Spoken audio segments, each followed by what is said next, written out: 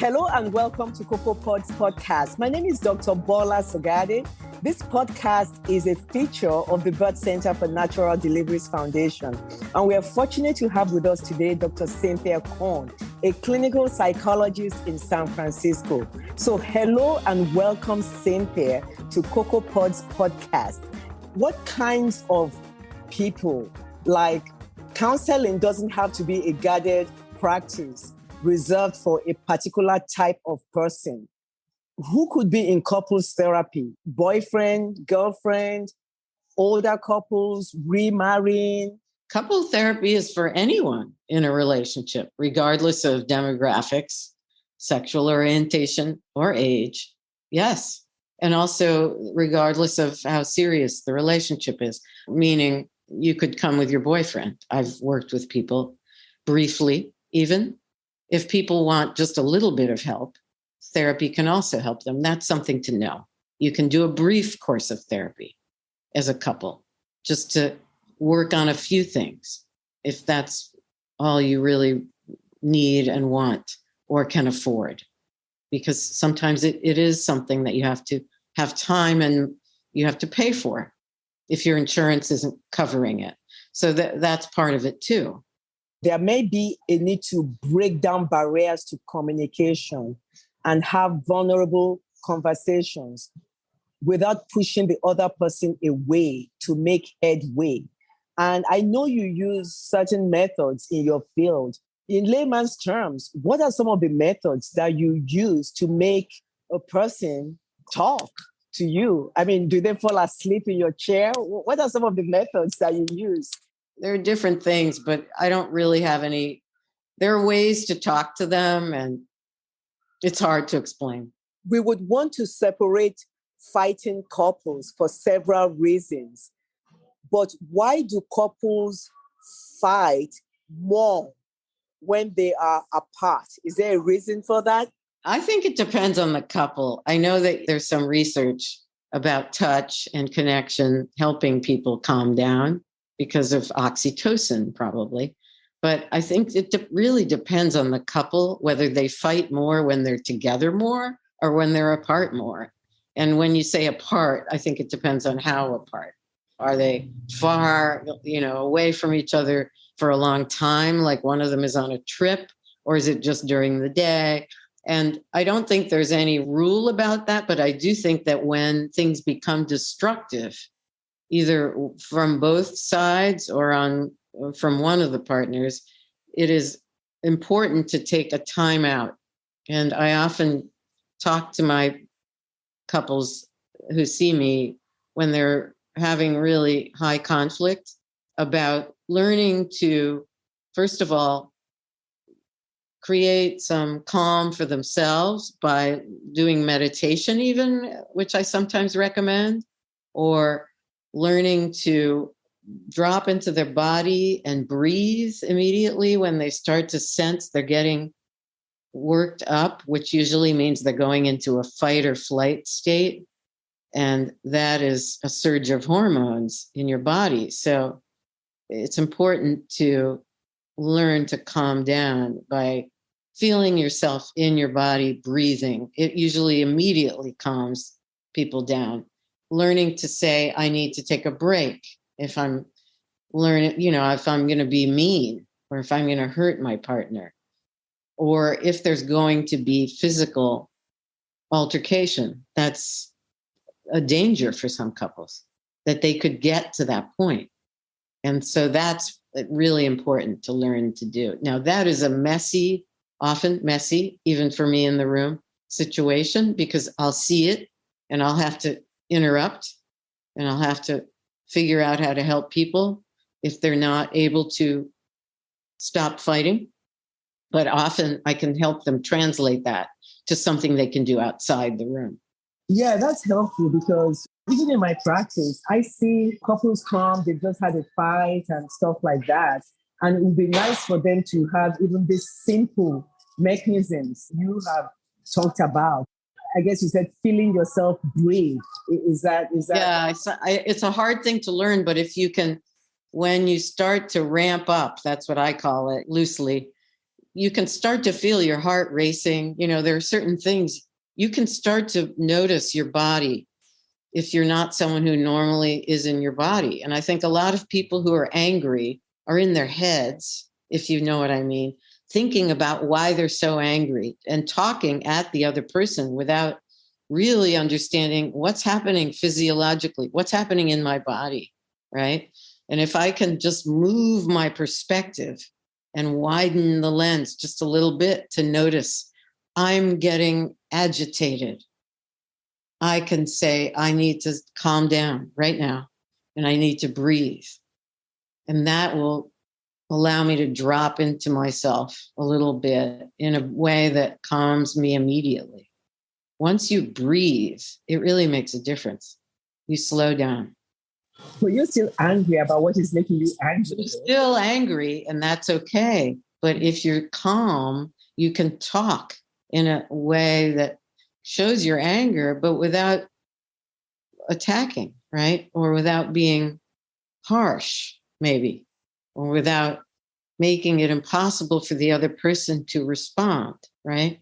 The problem isn't the anger, it's the way it's expressed. And I think that's important for people to understand. You don't have to suppress the feelings. The idea is to be able to feel angry. And when you're in therapy, there's a space for that. That's what I'm saying. It creates a space to be able to say, I feel this. I feel upset at you. I'm angry, without destroying the bond. And then the person can hear and receive it and take it in a way that they might not be able to if you're yelling, because they have to retreat and protect themselves, right, from the attack. Some young people also say that couples that argue love each other more. Is that a paradoxical myth? I mean, when you love each other more, should you argue more? Well, I think that maybe there's a way to look at that. I think it makes it sound more paradoxical than it really is. I think what it means is communication is better because arguments happen. I think it's important to recognize difference. You are not the same as your partner. They have a different mind. You're attracted for a reason, possibly because they are different, but we're all different. Nobody's the same. So, you may want them to look at things exactly the way you do. I think this is common. Everyone does at some point, and we don't even realize we're doing that. If we're doing that, we're saying, I don't want your way of seeing it to enter. It's my way or the highway, right? I mean, I'm simplifying, but I think when people argue, they're opening up their minds. If they're doing it well, that's the question. Can you argue well? Do you know how to open up and talk about your difference and accept it at the same time? That's the important thing, is you have to ultimately accept the difference, but you can fight as long as you're doing it in a healthy way. I mean, if it's all the time, it's not healthy. So I think that's the other thing, is what is healthy arguing and what isn't. I've seen couples who argue all the time, and I would say, even though they're not screaming or yelling, it's too much.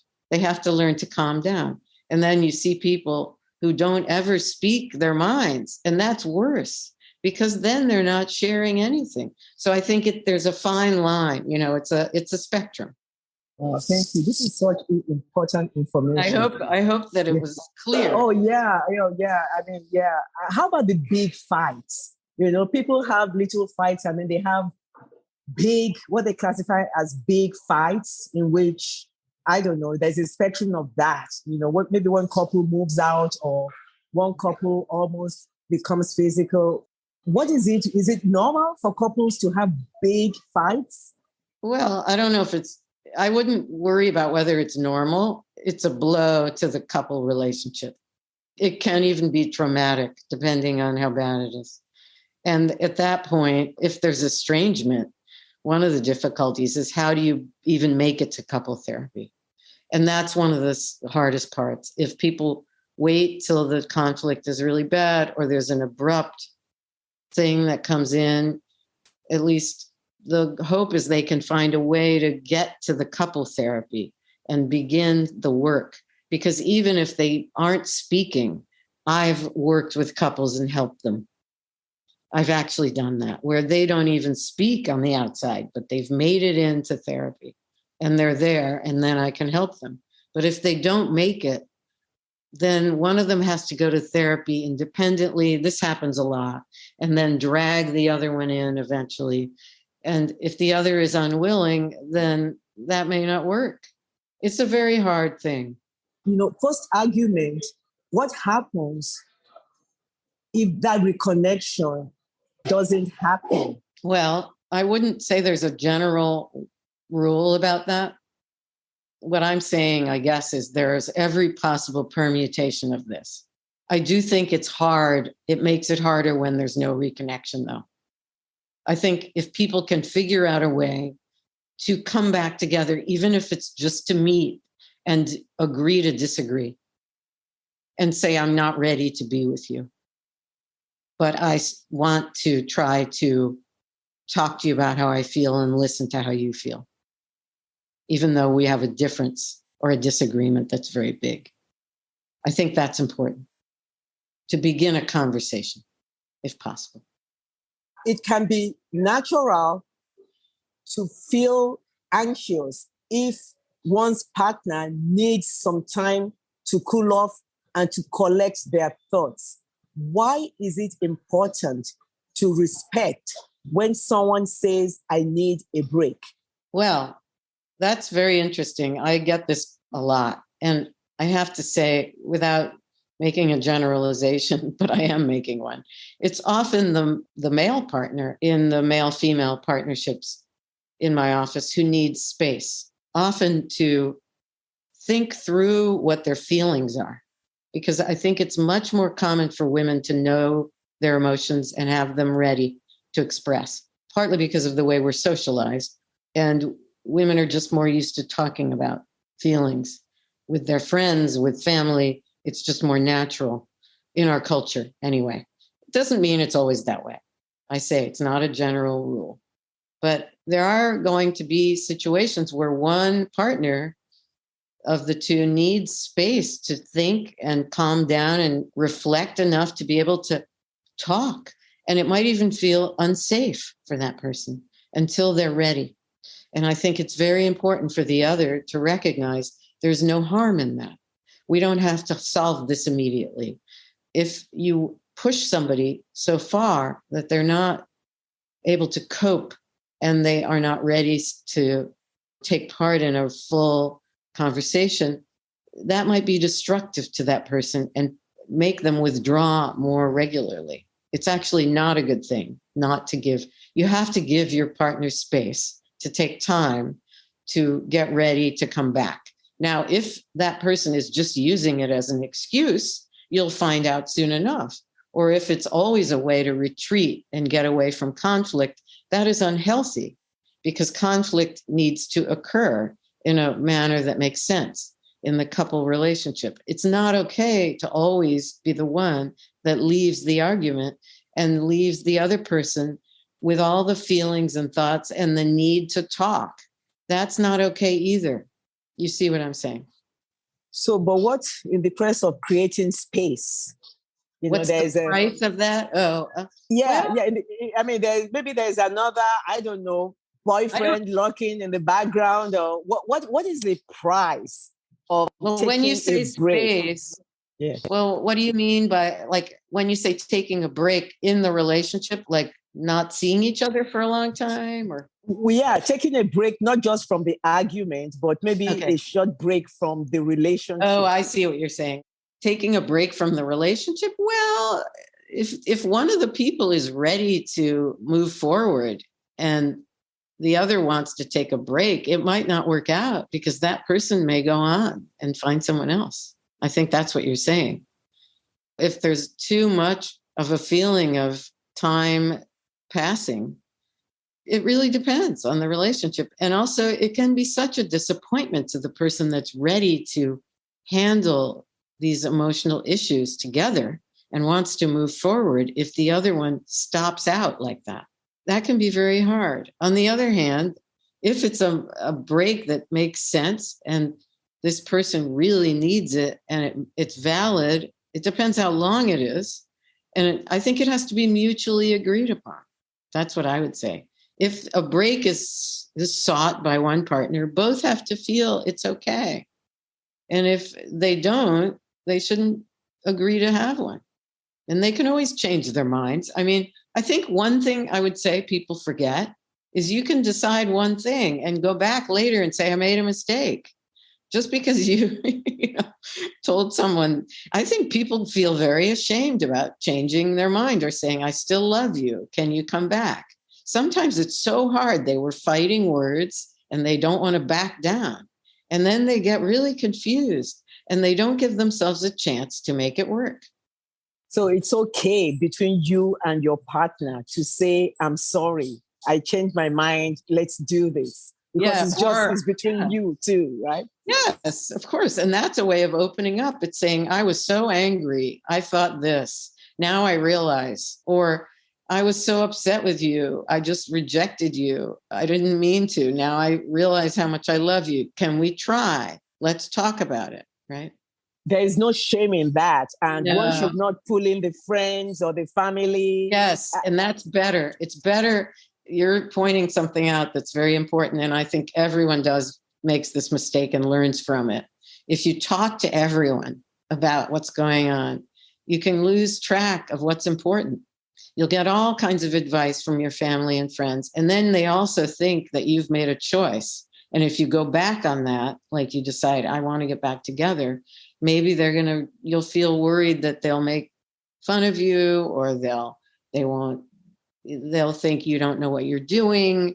You can't worry about that. You have to choose what your heart tells you and what you feel is right. And within reason, of course, because sometimes your heart is going to tell you something that's not a good idea. But I think based on what you and your partner figure out together, you'll decide.